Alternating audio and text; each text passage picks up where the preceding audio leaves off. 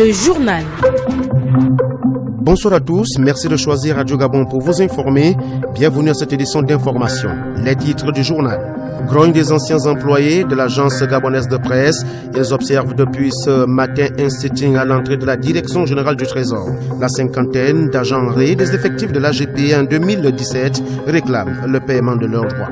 Le Gabon dispose d'énormes potentialités agricoles qui peuvent jouer un rôle central dans la relance et la diversification de l'économie, ainsi que la création d'emplois, nous dira Pierre-Claver Manganga Moussavou, rencontré par la rédaction de Radio Gabon. Puis sport, les jeunes du centre de formation Nyangou Academy se préparent pour participer à la deuxième édition du camp de vacances de détection au programme d'évaluation et au suivi scolaire. C'est tout pour les titres. Le saviez-vous? Il existe des gestes simples à connaître pour empêcher la propagation du coronavirus. On les appelle les gestes barrières. Quels sont-ils? Se laver fréquemment les mains avec un désinfectant à base d'alcool ou de l'eau et du savon. En cas de toux et d'éternuement, couvrez la bouche et le nez avec le coude fléchi ou un mouchoir. Jetez immédiatement le mouchoir et lavez-vous les mains. Évitez tout contact étroit avec une personne ayant de la fièvre et de la toux. Saluez sans se serrer la main. Évitez les embrassades. Nettoyez les objets et les surfaces souillées. Si vous présentez des symptômes de la grippe, fièvre, toux, éternuement, difficulté à respirer, ne vous rendez pas dans une structure sanitaire ou chez votre médecin traitant. Appelez le 1410.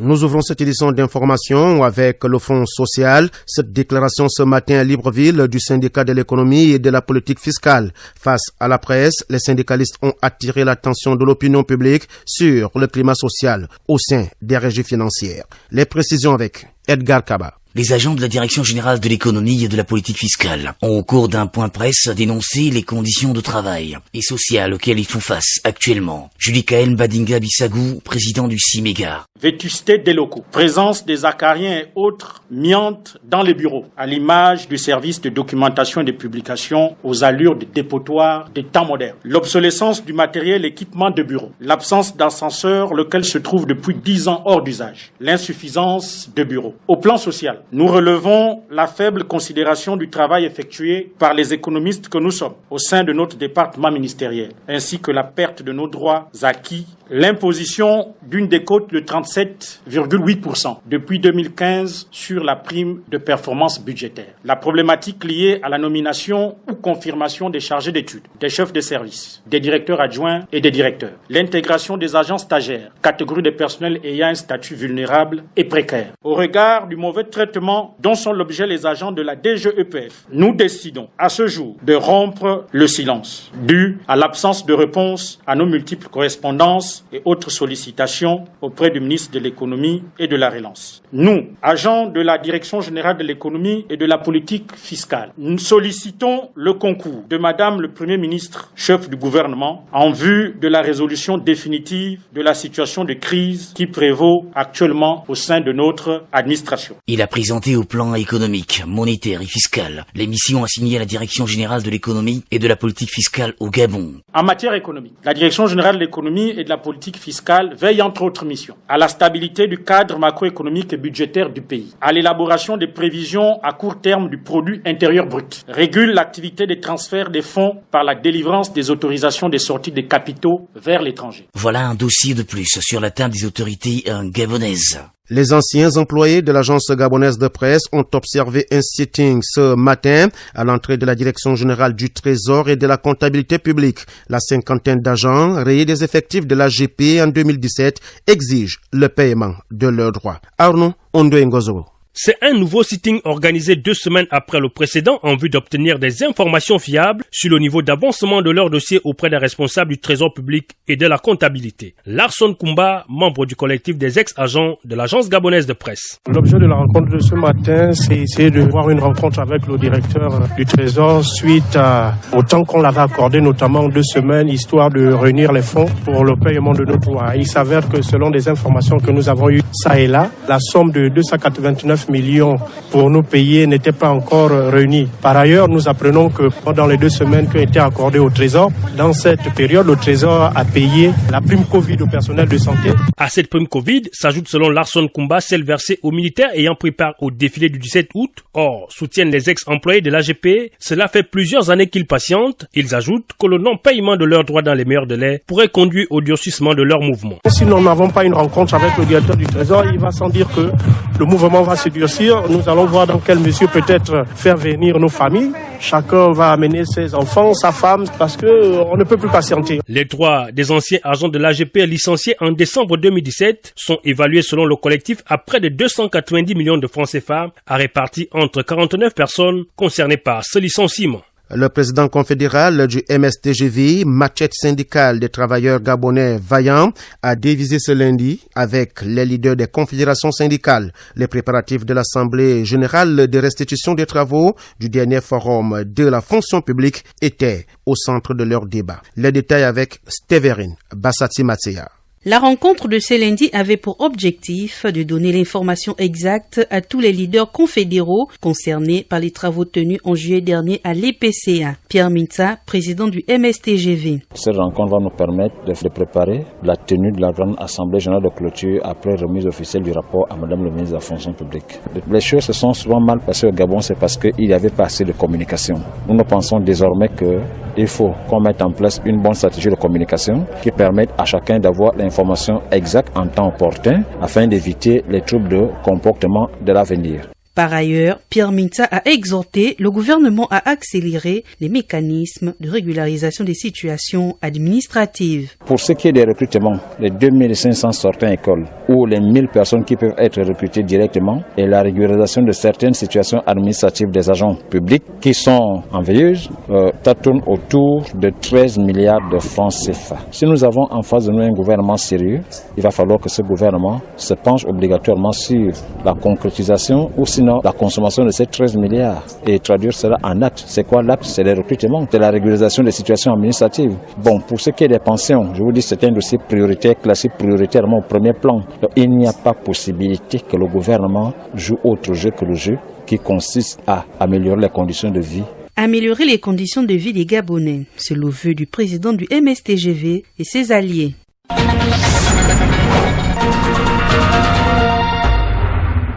Le gouvernement va boucler ses projets en matière de logement et va offrir les parcelles viabilisées aux populations. L'information a été rendue publique par le ministre de l'Habitat, Léon Armel Bounda Balondi, lors de l'édition spéciale consacrée à l'analyse du discours à la nation du 16 août du président de la République, Ali Bongo Ondimba. Nick Jocelyn Fouba.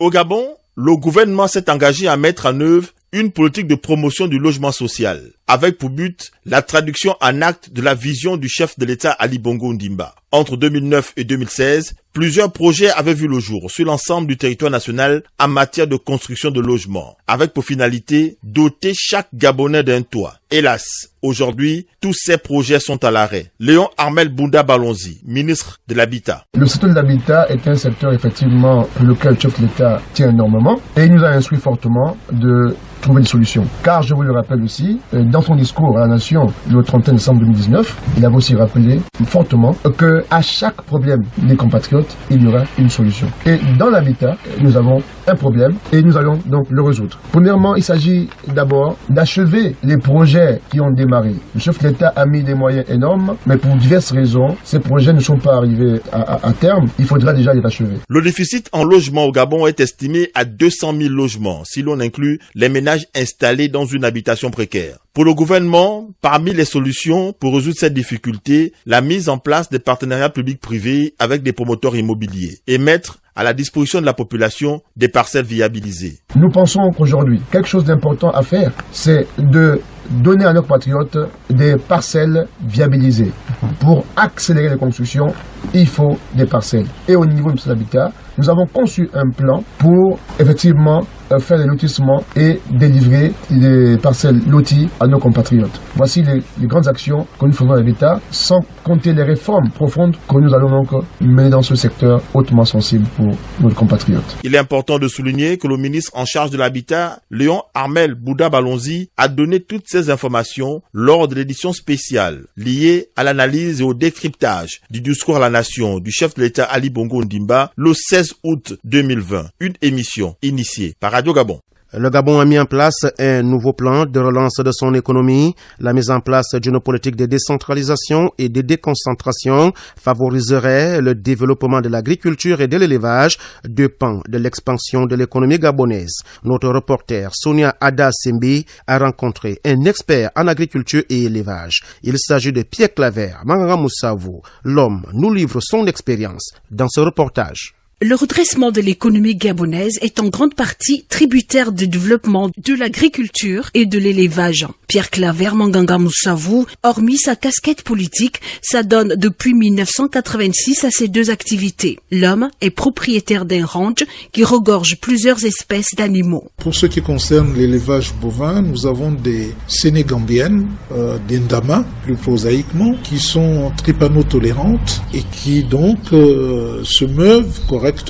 On n'a pas besoin de les nourrir, elles se nourrissent, elles paissent dans les grands pâturages que nous avons à Moutassou. Et nous avons aussi l'élevage porcin. Les éleveurs sont le plus souvent confrontés à un problème, celui de l'absence des aliments pour le bétail. Le seul problème que nous avons aujourd'hui, c'est celui de l'alimentation du bétail. Si l'État, dans chaque province, pouvait mettre de petites structures pour ces petits élevages, des structures qui grandiraient au fur et à mesure pour servir ces élevages, le développement de l'élevage connaîtrait un grand essor. Être propriétaire d'un ranch et des hectares de plantation n'est pas chose facile.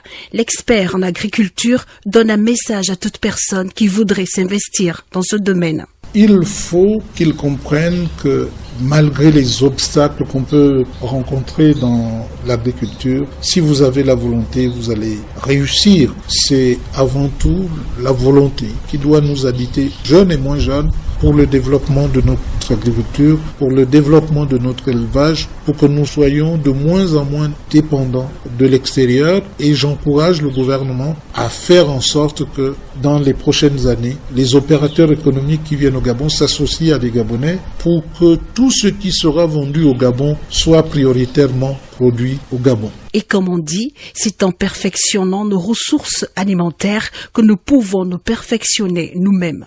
Bac session 2020, les épreuves se poursuivent à travers le pays. Ce matin, les élèves ont planché sur les langues à l'écrit. À Libreville, plusieurs d'entre eux sont satisfaits des épreuves qui leur sont proposées, tandis que d'autres évoquent la question du temps de préparation de cet examen. Un reportage de Freddy Bouvila. La plupart des élèves des séries A1 et B rencontrés dans les différents centres d'examen de la capitale gabonaise ont choisi l'espagnol à l'écrit. Une preuve que Jérôme Bécalé et plusieurs autres candidats n'ont pas eu du mal à cerner. L'épreuve a été abordable dans l'ensemble et on a pu développer ce que les professeurs nous ont montré sur place et je pense qu'on aura de bons résultats. Ça s'est très bien passé, c'était une épreuve intéressante aussi parce que le texte parlait beaucoup de la femme et tout.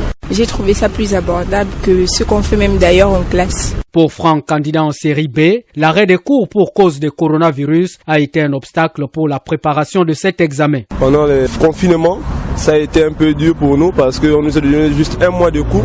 Avec ces un mois de cours, on ne pouvait vraiment pas bien se préparer. Il fallait encore des semaines. Le baccalauréat se poursuit avec les épreuves orales à partir du mercredi 26 août prochain dans le strict respect des gestes barrières.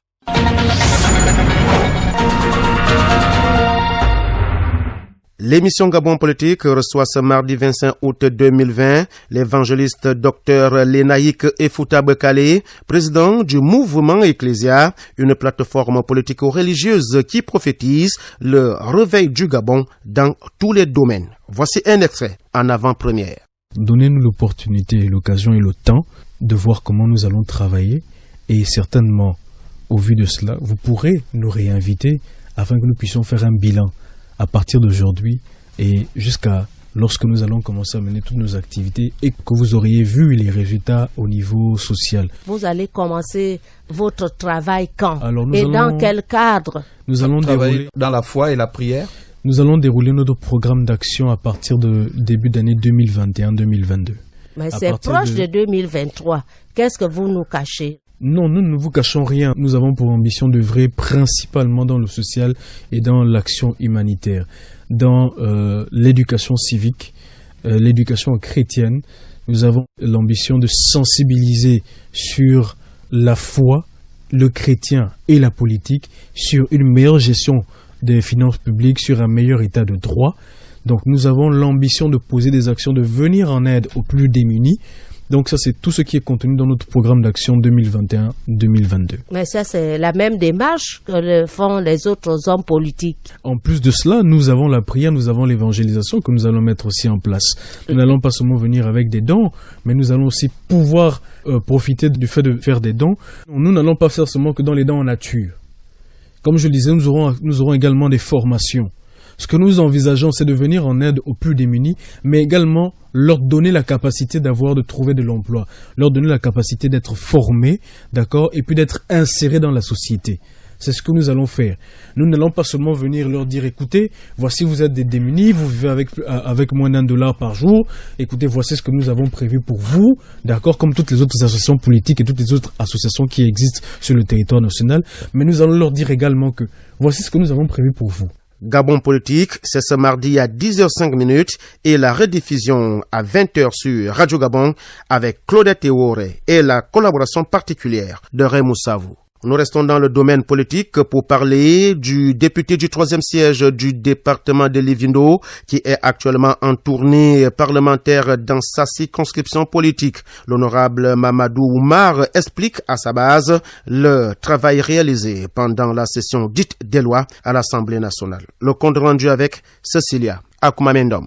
Du canton Aboy, en passant par Mouniandji et Lolé, les populations de ces localités ont attentivement écouté le message axé sur le compte rendu parlementaire de leur élu. Mamadou Boueni Oumar, député du 3e siège du département de Livindo. J'ai donc sensibilisé les parents sur l'intérêt de respecter les mesures barrières édictées par le gouvernement. J'ai expliqué aux parents les différentes lois et leur impact dans la vie quotidienne de nos populations, indépendamment du travail à l'Assemblée nationale. J'ai expliqué aux parents les démarches entreprises près de certains membres du gouvernement. Il y a la question de l'hydraulique villageoise, il y a les problèmes de lampadaires solaires qui n'ont pas été implantés dans le district de Makébé-Bakwaka. Il y a la lancinante question de la route qui rend difficile la vie de nos compatriotes. J'ai, en marge de cette rencontre, eu des entretiens avec les forestiers, avec le soutien du gouverneur de la province de Logoué-Vindo pour procéder aux travaux d'ensoleillement afin de rendre un peu plus aisée la circulation sur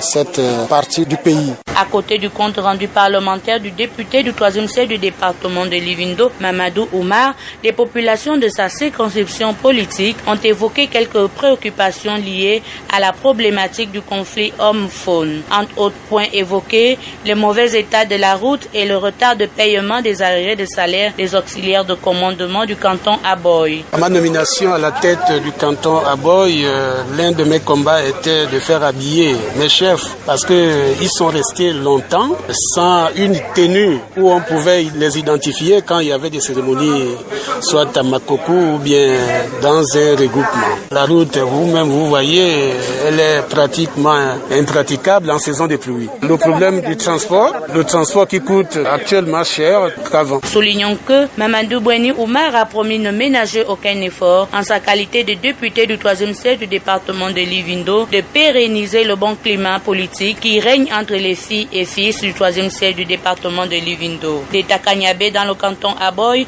Cecilia Koumamendom pour Radio Gabon, la référence. Remise des tenues de commandement et de matériel de protection contre la Covid-19 au chef de quartier de Koulamoutou, capitale provinciale de Logoué-Lolo. Le geste est du ministre du Commerce originaire de la localité, Hugues Mbandinga Madia. Les précisions avec Bertie Mouélé Mayombo Telamanti. C'était au cours d'une cérémonie sobre à son domicile de Mondjibunguere que une Badigamadia, fils de la localité, a tenu à remettre des tenues de commandement et matériel de protection contre la Covid-19 au chef de quartier des 2 arrondissements que compte la commune de Kulamutu. Il a expliqué aux uns et aux autres les motivations de cette action. Comme je vous l'avais promis, chaque fois que le temps me le permettra et que j'aurai l'occasion de venir ici à Kulamutu, l'une des choses essentielles, ça sera toujours que nous puissions nous rencontrer. Parce que pour moi, je vous ai dit, vous êtes à la base. La base, c'est le soutien du pouvoir. Vous êtes des piliers, des relais importants de la politique du chef de l'État. Un geste salué de vive voix par les récipiendaires. C'est une personnalité qui a du cœur et qui suit les traces de ses aînés qui ont fait la même chose auparavant. Et je loue son courage. Après une longue période où il est resté distant de nous, le voilà de nouveau parmi nous et il vient de poser ce geste,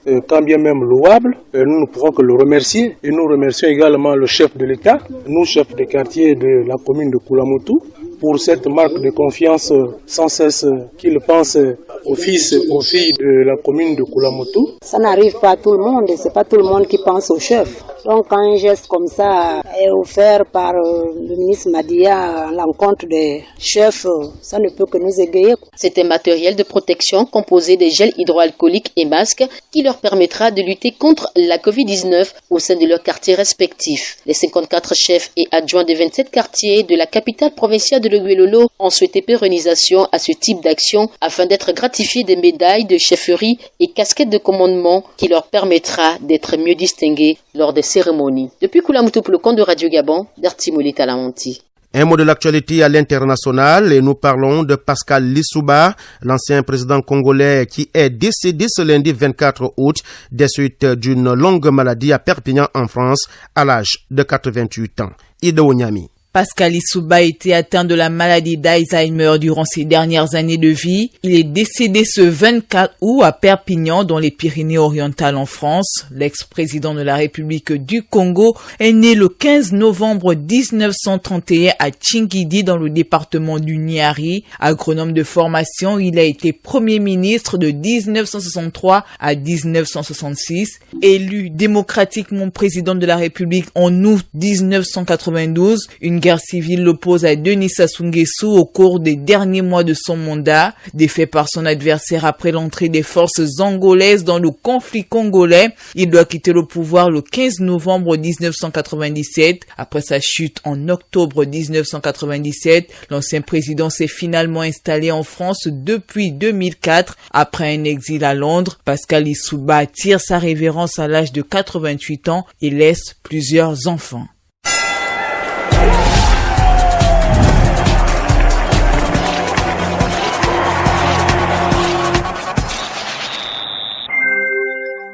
Les sports, c'est avec vous, Jean-Claude Boussogou-Boulingui. À l'entame, les jeunes pensionnaires du centre de formation Nyangu Academy qui vont prendre part dans bientôt à la 2e édition du camp de vacances de détection du programme d'évaluation au suivi scolaire. Ils sont 20 jeunes pensionnaires du centre de formation Nyangu Academy qui vont prendre part dans quelques jours à la 2e édition du camp de vacances au programme de détection cours d'évaluation suivi scolaire. Suivons ce reportage de David Maret. Après l'édition 2019 du camp des vacances qui a connu un franc succès, le centre de formation Nyangu Academy s'active pour organiser la 2e édition du camp des vacances 2020. Rigobert Nzamba, président fondateur de Nyangu Academy. Cette année, ce serait dans l'estuaire que nous avons programmé avec un groupe de 20 jeunes, mais qui seront répartis en 2 groupes de 10-10, vu les mesures barrières qu'on va respecter, puisqu'il faut pas être plus de 10. Ce sont d'abord les enfants de Nyangu qui ont été formés à Nyangu. Ce sont ces jeunes qui prennent part à ce camp de vacances. Durant 2 semaines, un programme de détection des jeunes dont l'âge varie entre 6 à 15 ans vont approfondir leur apprentissage sur le football de base. Les éducateurs ne seront pas en reste. Ils vont bénéficier d'un séminaire de renforcement des capacités. Nous avons prévu, comme d'habitude, un séminaire pour tous les éducateurs, non pas seulement des Nyangu, mais pour tout le monde. C'est gratuit et c'est pas payant. En cette période marquée par la pandémie de la Covid-19, les organisateurs ont pris des dispositions sécuritaires. tous les petits qui prendront part au camp des vacances, y compris les éducateurs et moi-même, nous avons fait des tests de Covid-19. Ça, c'est déjà une obligation. Et j'ai envoyé les parents avec leurs enfants pour aller leur faire eux-mêmes, pour éviter la tricherie. Et au niveau du camp des vacances même, toutes les mesures barrières sont prises, tout a été mis en place. Et avec le concours du SAMI, ça va beaucoup nous soulager. Créé en 2016, Niangou Academy compte surtout mettre l'accent sur le suivi scolaire des enfants. L'AS Mangasport de Mwanda est notre futur représentant à la Coupe de la Confédération africaine de football. Le président de cette formation était l'invité de l'émission Gabon Sport. Il dresse le bilan de demi-saison sur le plan sportif, mais aussi les objectifs de l'AS Mangasport en Coupe d'Afrique la saison prochaine. Jean Ondoela revient également sur les réformes engagées. Au moment où je vous parle, il y a le directeur sportif et le coach Kevin Johnny qui sont sur Libreville pour rencontrer justement certains joueurs pour renforcer l'équipe. Le problème de management, je viens à peine d'arriver à la tête de l'AS Mangasport. À mon avis, il n'y a pas de problème de management. Peut-être avant, mais depuis que je suis à la tête de l'AS Mangasport, il n'y a pas de problème de management. Pourquoi Mangasport n'arrive pas à mieux faire au côté continental? Je ne pourrais malheureusement pas vous donner une réponse assez claire pour vous dire voilà les raisons qui expliquent que Mangasport ne puisse pas faire mieux que ce qu'on a fait jusqu'en 2008. Sur recommandation de la FIFA, la Fédération ivoirienne de football vient de décider le maintien de la commission électorale et le processus électoral pour le poste de président. Cette commission se réunira de demain, mardi 25 août. Ce revirement de la Fédération ivoirienne de football est une bonne nouvelle pour Didier Drogba, puisque la commission avait bel et bien validé son dossier à l'élection du 5 septembre prochain du président de la Fédération ivoirienne de football. Merci Jean-Claude pour toutes ces informations de sport. Le rappel des titres qui ont constitué ce journal. Grogne des anciens employés de l'agence gabonaise de presse. Ils observent depuis ce matin un sitting à l'entrée de la direction générale du Trésor.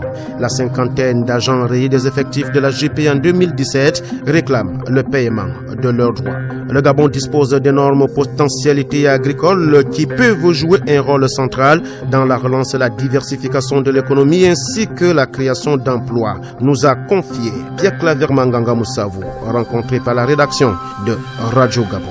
Du sport, les jeunes du centre de formation Niangou Academy se préparent pour participer à la deuxième édition du camp de vacances de détection, au programme d'évaluation et au suivi scolaire. Point final à cette édition d'information, mise en onde par Léopold Lombo Moizoko, au montage chez Limania. La page de sport était assurée par Jean-Claude Boussougou Boulingi, Fabien Guillaume Kimbele, c'est moi. Merci d'avoir été des nôtres. À demain, même heure, même fréquence.